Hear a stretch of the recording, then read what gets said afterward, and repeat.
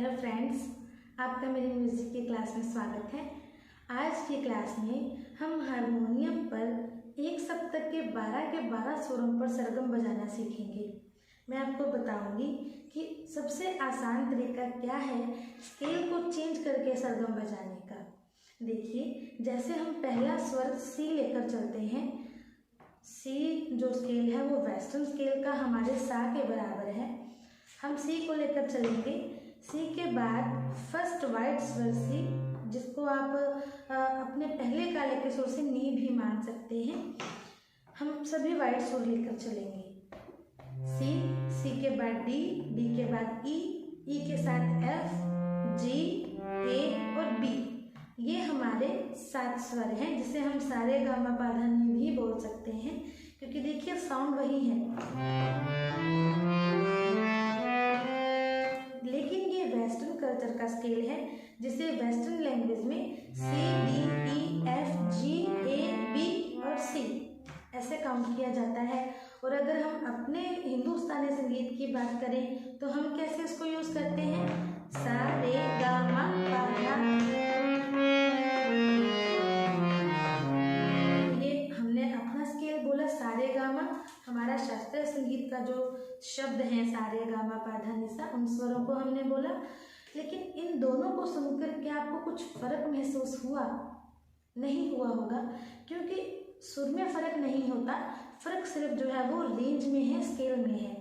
अभी हम उसको, अगर हम वेस्टर्न और हिंदुस्तानी बात को छोड़ दें, अगर हम ये भूल जाएं कि ये सी, डी, ई, एफ है और ये सारे गामा है, इस चीज़ को अगर हम भूल जाएं तो हम सेम जो एक स्टेप है, 7 सुरों का जो एक ग्रुप है, उसको हम पहले नीचे के सुर पे बजा रहे थे, फिर उसी ग्रुप को हम ऊपर के सुर पे बजा रहे थे। लेकिन इस चीज़ को कहते क्या है चेंज करना? जो सेम ट्यूनिंग को नीचे से ऊपर के सुर बजाना, इसको कहते क्या है? इसको कहते हैं स्केल चेंज करना। स्वर का जो हम ट्यून बजा रहे हैं, चाहे वो धुन है, चाहे वो गाना है, चाहे वो सरगम है, उसको अगर किसी और सुर को हम बेस लेकर चला रहे हैं तो वो उसका स्केल चेंज हुआ।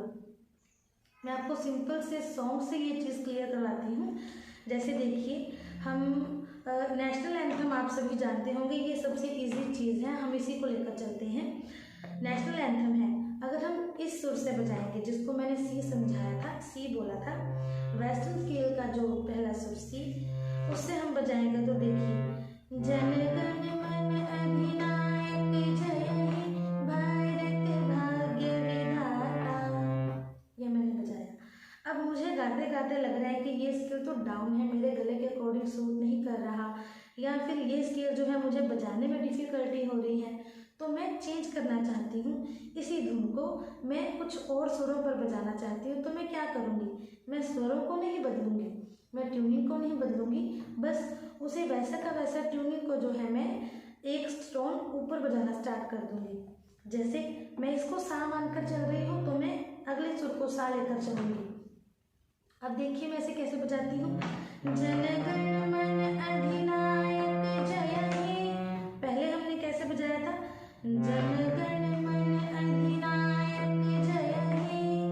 आप महसूस कर रहे होंगे कि जो मैंने अब बजाया वो थोड़ा डाउन था, सुर डाउन है। ये कैसे हुआ? हमने जो बेसिक सुर जो हम लेकर चल रहे हैं उसको नीचे मान लिया, तो उसके अकॉर्डिंग सभी सुर जो है उनकी पोजीशन चेंज हो गई।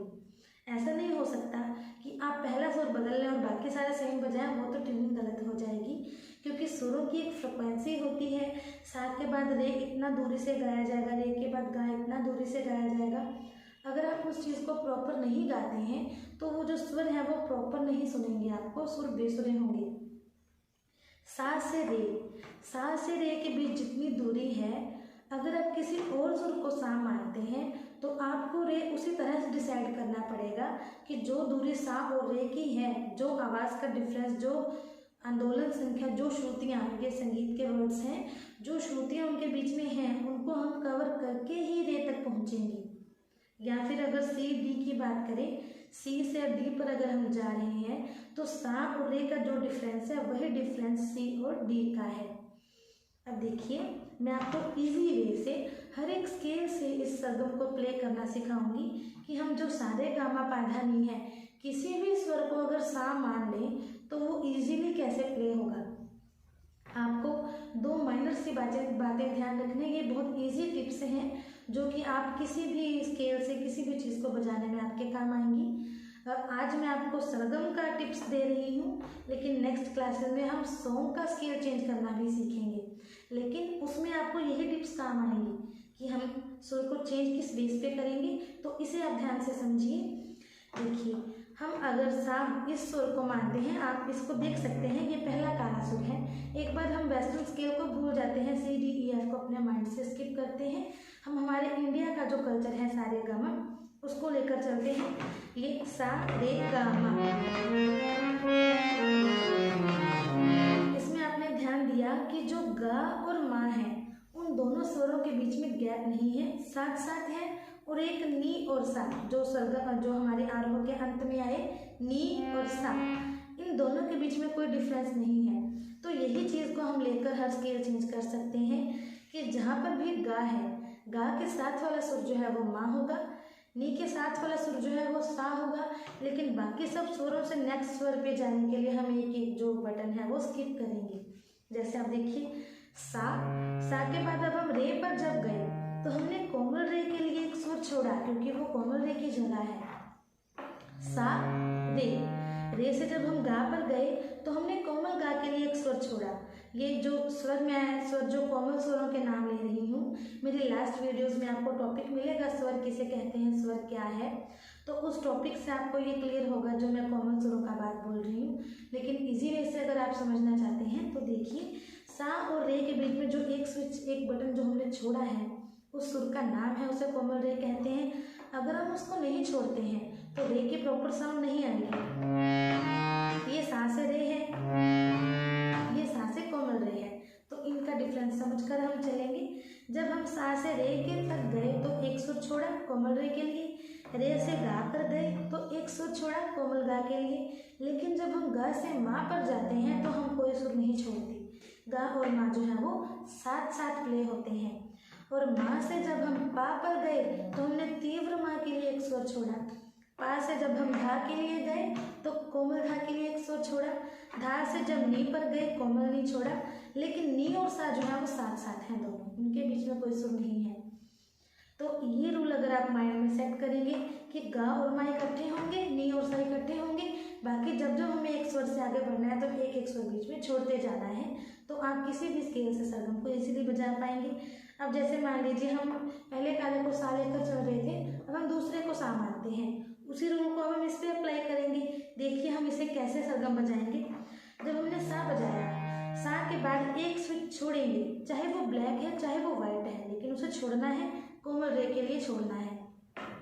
सा, इसको हम सा लेंगे, सा। अब हम रे पर जब जाएंगे तो हम ये वाइट एक सुर छोड़ेंगे, नेक्स्ट वाइट पर हम जाएंगे तो ये रे होगा, सा रे। अब गा के लिए हम ये ब्लैक से जो ब्लैक स्वर है इसको स्किप करेंगे, रे से यहाँ जाएंगे, ये गा है। लेकिन गा और मा मैंने आपको समझाया था कि स्किप नहीं करना कुछ, गा और मा जो है वो साथ साथ। गा के बाद ये हम मा पर आए, मा के बाद पा पर जाने के लिए हम एक स्वर स्किप करेंगे, बीच का स्वर जो मा और पा के बीच है वो स्किप किया। मा से पा से धा पे जाने के लिए हम ये वाइट वाला स्वर स्किप करेंगे और इस पे जाएंगे, पा धा। धा से नी पर जाने के लिए हम ये ब्लैक वाला बीच का स्वर स्किप करेंगे और नी और ये सा। कंप्लीट आपको बजा के दिखाती हूँ। सा, एक सुर छोड़ के रे, एक सुर छोड़ के गा, कोई सुर छोड़े बिना मा, एक सुर छोड़ के पा, एक सुर छोड़ के धा, एक सुर छोड़ के नी और सा गा को सा। कंप्लीट देखिए।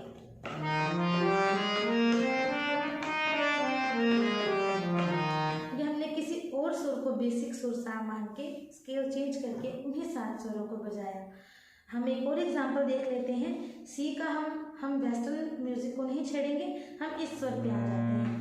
ये सुर जो है इसको 5वां काला बोला जाता है, 5th ब्लैक सुर जो है, ए शार्प इसको आप कहते हो। इस सुर से आप देखिए, सा से जब रे पर जाएंगे तो हम बीच का सुर छोड़ देंगे कोमल रे के लिए। जब गा पर जाएंगे तो बीच का सुर छोड़ेंगे, लेकिन जब मा के लिए जाएंगे तो हम साथ का सुर यूज करेंगे, गा मा। मा से जब पा पर जाएंगे तो बीच का सुर छोड़ेंगे, पा से जब धा पे जाएंगे तो ये ब्लैक सुर छोड़ देंगे बीच का, पा, और ये धा से जब नी पर जाएंगे तो ये ब्लैक सुर बीच का छोड़ेंगे, धा से ये नी और ये सा। कंप्लीट देखिए।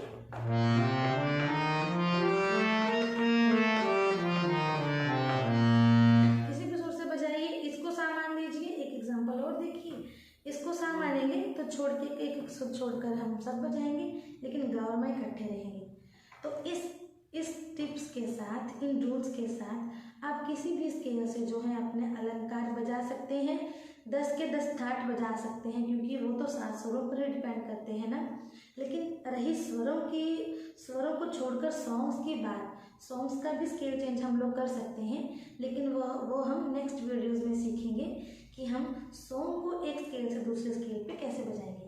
आज की क्लास में हमने स्केल को चेंज करना सीखा, सरगम को एक से दूसरे स्वर पर बजाना सीखा। अगली क्लास में और भी बहुत से टॉपिक्स आपके लिए लेकर आऊँगी। आज के लिए थैंक यू फ्रेंड्स।